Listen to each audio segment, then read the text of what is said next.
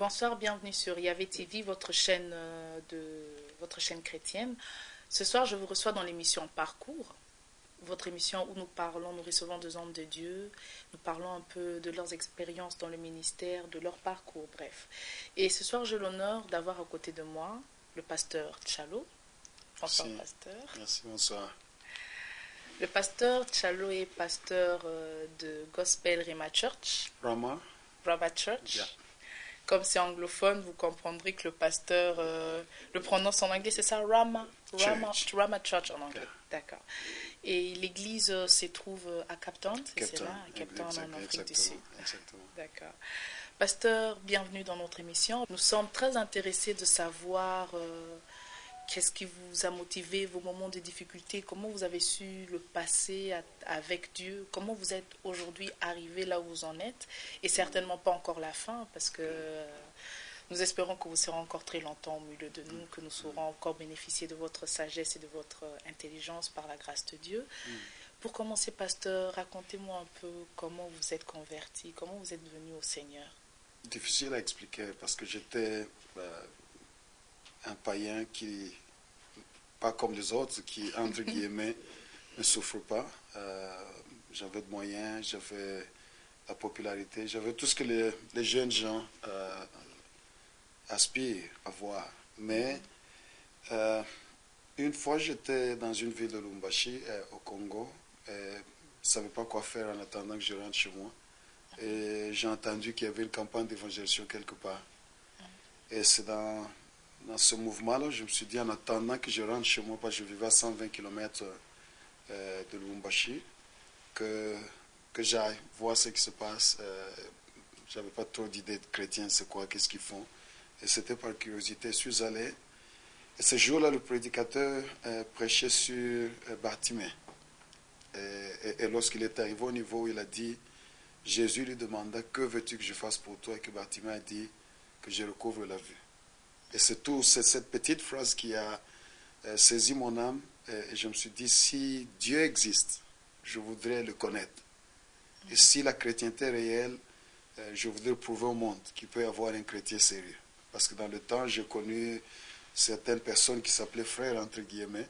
Mais bon, on était en boîte de nuit avec eux, on prenait les prostituées. Alors, j'ai jamais fait très attention à la vie chrétienne parce que pour moi, ça passait même pas par ma tête pour savoir qu'est-ce qu'ils faisaient dans leurs églises, parce qu'on faisait tout en fait. Mais ce jour-là, un samedi, j'ai décidé, si Dieu existe, je veux le connaître, s'il est réellement vrai. Et puis deux, si la chrétienté marche, je voudrais être parmi les rares qui prouvent au monde qu'on peut devenir un chrétien sérieux.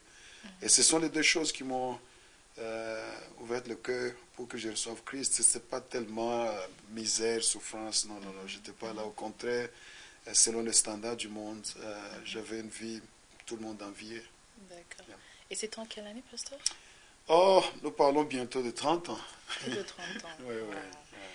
Et après votre conversion, vous vous êtes directement aligné à l'église dans laquelle vous avez reçu Christ? Oui, ça c'est une bonne question. Dès que j'ai compris l'ABC de la vie chrétienne et que je saisis ce qu'était, je n'ai jamais fait marche arrière. Aucune fois, aucun jour, c'est parti jusqu'à aujourd'hui. Donc ma vie chrétienne n'a pas connu les hauts et les bas. Je me suis accroché au Seigneur, je l'ai aimé. Depuis le premier jour jusqu'à aujourd'hui, rien n'a changé. Au contraire, comme vous disiez à l'introduction, nous aspirons à le connaître davantage, à le connaître de mieux en mieux. C'était un peu ça. Et on peut savoir, donc, si je comprends bien, vous avez, après votre conversion, vous êtes demeuré dans une église? Ah oui. Oui, toute ma vie, j'étais membre d'une seule église. Vous avez été membre d'une seule église? Une seule église. Je n'ai jamais changé d'assemblée, jamais quitté. Je suis resté là toute ma vie, jusqu'à ce que je suis parti en Afrique du Sud commencer ce travail. Ah, d'accord. Et c'était où le nom de cette église précisément? Rama. Ah, d'accord. Plein évangile Rama. Plein évangile Rama. Donc, vous êtes ensuite devenu pasteur de l'extension de... Non. Au contraire, ce n'est pas une extension. En fait, notre philosophie du ministère est simple. Tout ce qui se passe spirituellement, c'est comme la famille physique. Ça. J'ai déjà 2 enfants qui sont mariés. Bientôt, mon troisième enfant se marie. Lorsqu'ils partent chez eux, c'est des familles totalement des entités à part. Indépendantes, c'est ça le mot. Mais nous partageons le sang. De telle manière que s'il y a bonheur, nous nous réjouissons ensemble. S'il y a malheur, nous pleurons ensemble. Ça, c'est notre philosophie d'église où on a grandi. Que lorsque quelqu'un est au niveau où Dieu l'appelle et qu'il va ailleurs, ce n'est pas une branche qui doit donner le rapport de prendre ceci, mais c'est juste une extension de famille et chacun va, il fait la vie. Vous allez où vous allez, mais tout en ayant avec vous l'esprit de ce que vous avez reçu. Il y a les parents ici, il y a le frère là-bas, il y a les sœurs là-bas. Donc, s'ils pleurent, nous sommes là pour pleurer ensemble. S'ils se réjouissent, on se réjouit. S'il y a quelque chose à partager, on partage. Mais on n'a pas de système de dire c'est une branche de tel. C'est une branche de tel, d'accord. Ça n'a pas existé. Votre père comme tel, que vous considérez vraiment votre père spirituel, qui vous a encadré, qui, comme vous disiez tout à l'heure, qui vous a appris l'ABC de la vie chrétienne, il s'appelle comment? Nous, on s'est convertis du temps des groupes de prière. Donc ce n'était pas maintenant où il y a des églises comme nous les avons. Dans notre époque, on venait du mouvement du catholicisme et on est venu dans les groupes de prière. On avait le système de bergers. Et dans chaque groupe de prière, il y avait parfois 2 bergers. Donc les 2 qui étaient devenus pasteurs, c'était nos 2 bergers. Et j'ai eu le bonheur ou le malheur, je ne sais pas dans quel cadre vous allez le situer, d'avoir grandi sous les pieds de 2 personnes, c'est pasteur Magila et pasteur Mwamba, qui m'ont appris tout ce que je connais, des choses de Dieu, l'ABC, et puis après, je suis allé faire des études et autre chose. D'accord. Et après combien d'années de conversion avez-vous reçu l'appel au ministère? En fait, la première fois que j'étais appelé, pas par Dieu directement, mais au travers de mes pasteurs, ils ne connaissaient même pas mon nom. C'était bizarre. On recrutait les gens qui devaient être intercesseurs. Et puis, on appelle frère tel, on arrive à monter. Même le frère là qui prie beaucoup, là, lui aussi les recrutait. C'est comme ça que j'étais appelé au ministère d'intercession sans que mes propres pasteurs connaissent mon nom. Et puis, depuis lors, je suis allé. Et vous avez commencé aussi par la bergerie avant de devenir pasteur? Non. En fait, lorsque nous, on s'est donné, notre génération, en fait, c'est la génération de transition. Où nous sommes partis du mouvement de groupe de prière, on a conduit cela, on a même amené le français dans nos assemblées. Nous étions la première génération de qualifiés qui ont prêché en français dans le temps. Et puis, il y a eu trop de tiraillements entre les grandes églises méthodistes et tout ça et nos groupes. Et c'est ainsi que nous avions décidé de devenir carrément des églises. C'est le mouvement qui s'est passé au début des années 80. C'est cette transition-là qui a fait que nous puissions commencer le système de quelqu'un vient, il établit l'église. Mais avant, c'était vous priez, vous êtes là pour prier. Depuis, vous êtes plus ou moins combien d'années déjà dans le ministère, s'il faut compter? 5 années de conversion, tout ça, 27. 27 ans. Vous êtes marié? Oui, et grand-père. Et grand-père déjà? Surtout ça. D'accord. C'est le plus important. C'est le plus important par rapport à être père, c'est vous vous sentez la progéniture. Pourquoi selon vous, être grand-père, c'est plus important que d'être père? Parce que très peu de gens qui sont dans notre catégorie. Qui sont plus souvent pères que grand-père. Nous sommes une ligue à part. D'accord. Et comment on s'entend quand on est grand-père? On se sent vieux? Pas vieux, mais il n'y a pas moyen de décrire le sentiment de voir les enfants que tu as amenés au monde, amener d'autres enfants. D'accord. Ça, je vous souhaite le bonheur un jour d'expérimenter. J'espère. En ce moment-là, je crois que j'aurai peut-être le même sentiment quand je serai grand-mère. Et vous vous sentez grand-père aussi spirituellement, vous devez certainement avoir beaucoup d'enfants. Oui. Donc je crois peut-être spirituellement, vous n'êtes même pas grand-père, vous êtes peut-être arrière-grand-père. Non, ça c'est trop me faire vieillir. Je crois, oui, on a fait un long parcours, il faut reconnaître. On a formé beaucoup de gens qui sont devenus des pasteurs, qui ont aussi formé des gens qui sont devenus des pasteurs. Et ça, c'est là. Il y a les évidences partout au monde. Et puis, actuellement, on a un nombre assez élevé de pasteurs qui sont sous notre couverture et des ministères que nos assemblées ont mis au monde littéralement. Donc, on a fait quand même un bon parcours avec le Seigneur. D'accord. Et comme vous êtes pasteur d'une église qui compte beaucoup de membres, comment arrive-t-on à gérer cela? Comment arrive-t-on à faire en sorte que chaque brebis ne se sent pas lésée, que la brebis sache que le pasteur est là, il est présent? Comment arrive-t-on à le faire, à gérer un calendrier comme le vôtre tout en étant très présent à l'église? L'église, comme je prêche toujours, c'est une double entité. En fait, c'est ça la différence entre l'église et toute autre organisation. L'église est une organisation, mais elle est aussi un organisme. Alors souvent, lorsque nous parlons d'église, ça dépend de celui qui pose des questions ou celui qui aborde l'église. Soit c'est la tendance organisme, corps, tout cela qui prime, ou si on est de l'hémisphère ouest comme ici, c'est la tendance organisation qui prime. Or, c'est la combinaison de deux qui fait d'une église une église conquérante et vivante.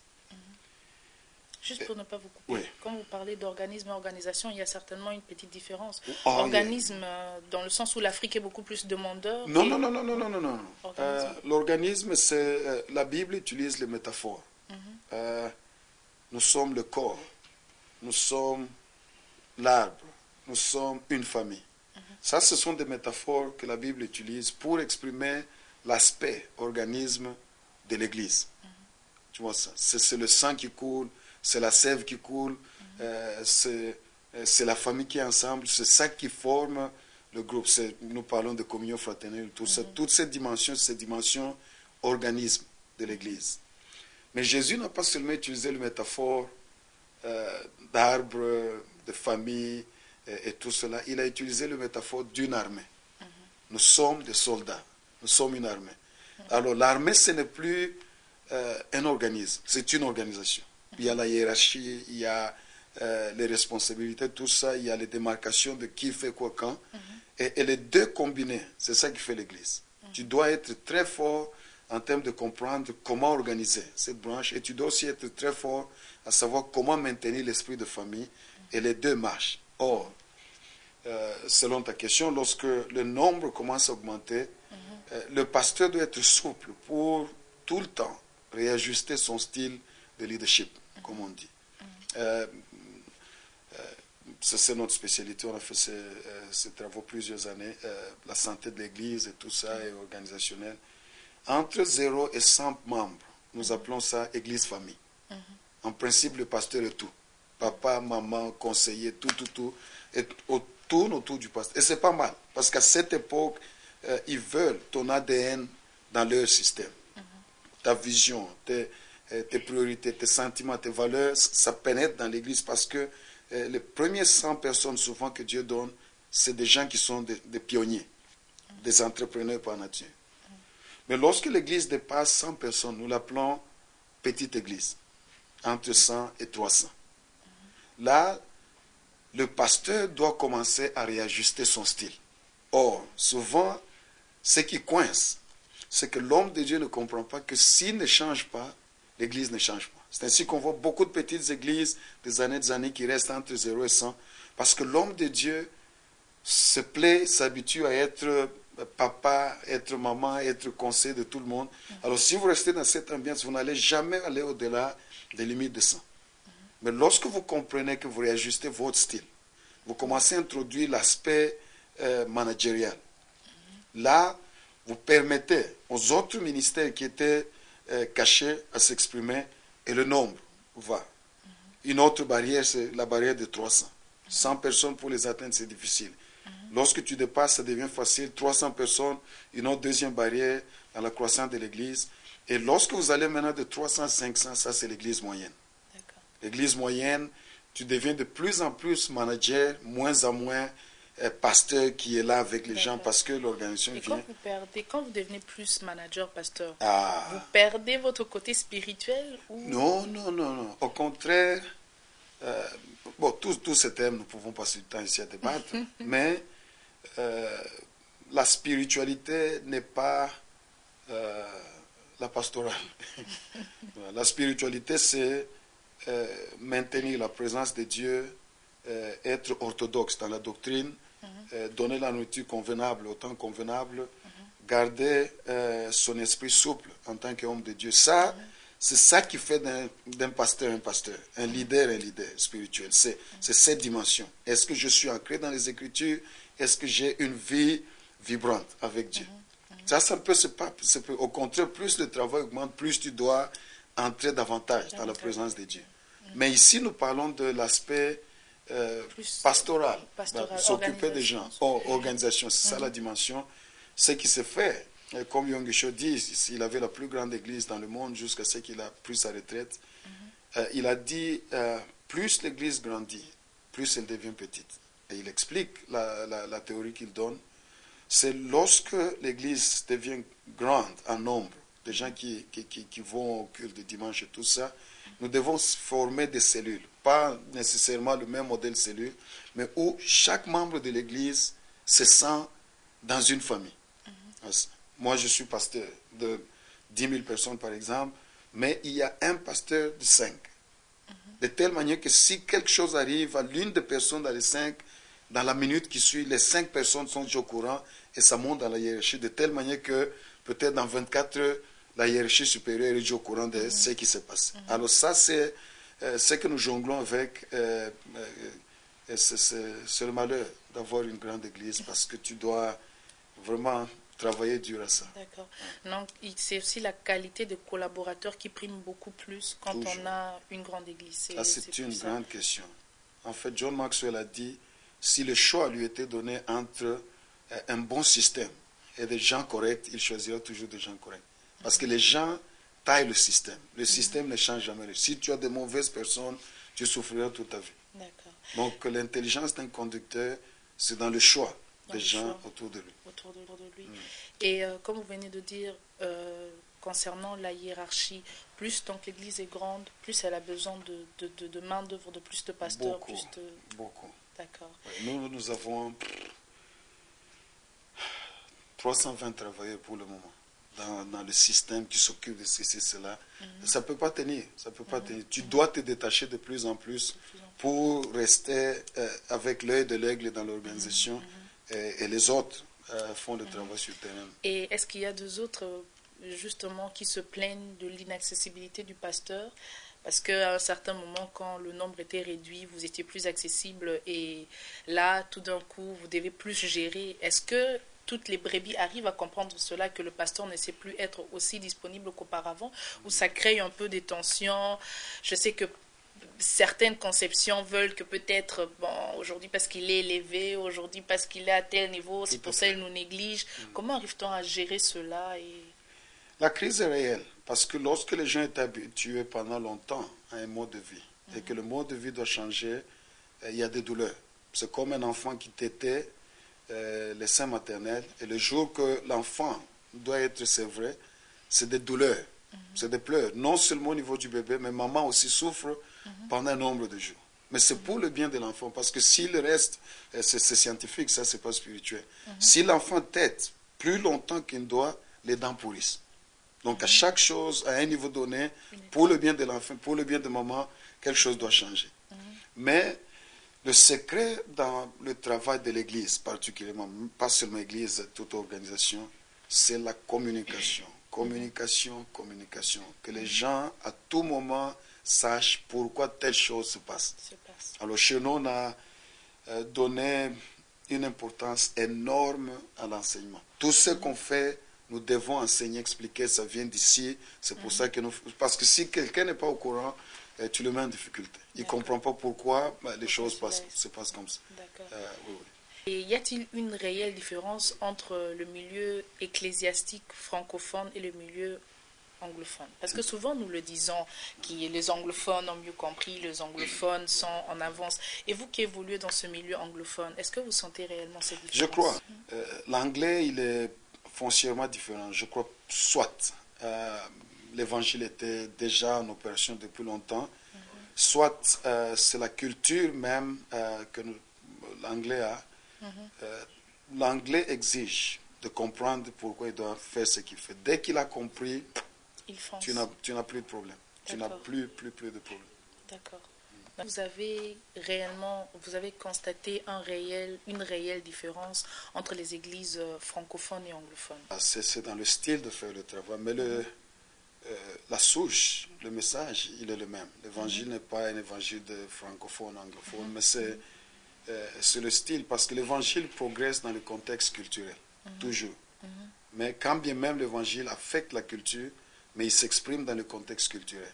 Donc dans chaque culture, la manière de voir les choses, la manière de faire, définit au moins comment on exprime notre foi en Christ. Donc ça, c'est des différences qui amènent le message de base, le grand tenant de l'évangile, c'est la même chose, autrement on serait en confusion totale. Quels sont les hommes de Dieu qui vous ont inspiré tout au long de votre parcours? Ils sont nombreux. Hein. Je suis un lecteur, très grand lecteur. En fait, je vis de ça. Je lis énormément parce que plus tu es exposé, plus tu comprends. Les livres, la technologie nous a aidés. On peut inviter les grands hommes dans sa maison, dans son bureau, sans qu'ils soient là physiquement, être éduqués. Mais des gens comme Bill Hybels de Chicago, il a eu un grand impact dans ma vie à cause du travail qu'il fait sur place. Des gens comme T.D. Jakes, on le voit s'élever de là où il était à où il est. Et puis on a Rick Warren qui est à Los Angeles. On a Rick Godwin qui est à Sacramento. Tous ces gens-là, ils sont nombreux avec lesquels on a évolué. Et puis mes professeurs aussi, ils ont eu beaucoup d'impact sur. Mais ils sont nombreux. Et vous-même, pasteur, avez-vous écrit parce que Oui. D'accord. Oui. Et combien de livres comptez-vous à votre actif? Bon, j'ai écrit un, je termine le deuxième maintenant qui sera imprimé bientôt. D'accord. Et c'est où qu'on peut se procurer vos écrits pour nos spectateurs? Bon, jusque-là, c'est pas mon distributeur le fait dans les églises. Hein. Ah, dans les églises, oui, je crois. D'accord. Parce que peut-être il y aura des gens qui seront intéressés de vouloir avoir des écrits. Est-ce que la distribution s'est faite aussi actuellement en Europe pour les gens qui...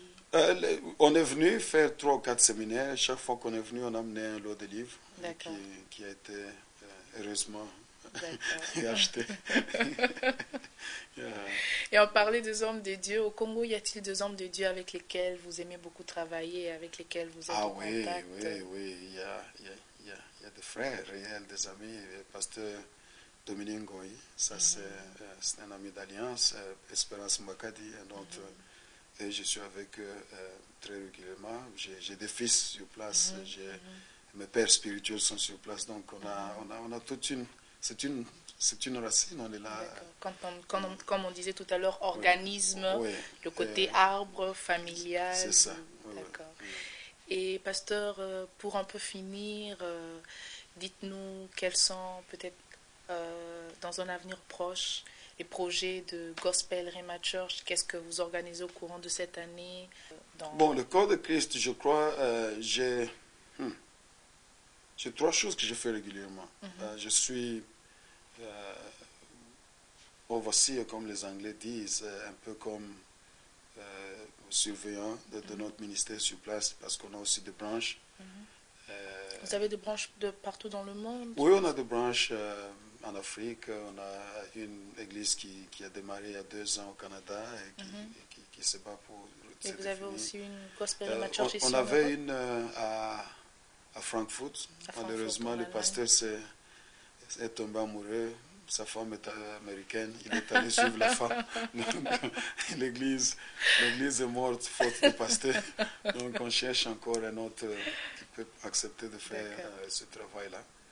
Et puis, je suis consultant aussi des organisations. Mais j'ai une académie pour un leadership avancé. Et je crois, ça c'est notre service que nous donnons au corps de Christ, où nous formons non seulement les leaders, pasteurs, mais tout celui qui est en position de leadership dans n'importe quelle société, mais nous partageons en commun notre foi chrétienne.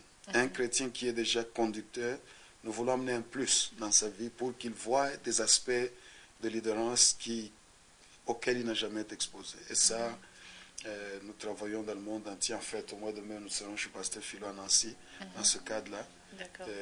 Mais on fait ce travail des années maintenant. D'accord. Et qu'est-ce que vous avez comme dernier mot? Vous voulez saluer des gens à travers le monde, des mots de remerciement? Bon, peut-être vous encourager dans ce grand travail que vous faites, parce que c'est une branche d'évangélisation, mettre à la disposition des milliers de gens qui peut-être n'ont pas la chance d'aller dans des assemblées locales établies, être exposés à la parole. C'est coup de chapeau, c'est un travail apostolique que vous faites. Et puis, au reste du monde, s'il y a une chose qui trotte ma tête avec tout ce qui est dans ma tête, tout ce qui se passe maintenant, c'est que la vie est trop courte. Le peu de temps que nous avons, vivons avec la conscience qu'un jour, nous verrons Dieu. Et nous devons être en position de le voir sans rougir. Merci beaucoup, chers téléspectateurs, de nous avoir suivis sur Yahvé TV. J'étais avec vous dans l'émission Parcours et je reçus le pasteur Tchalo de Cape Town qui est venu pour un petit séjour ici à Bruxelles. J'espère que son témoignage vous a beaucoup édifié et nous nous reverrons très prochainement. Merci beaucoup. Au revoir.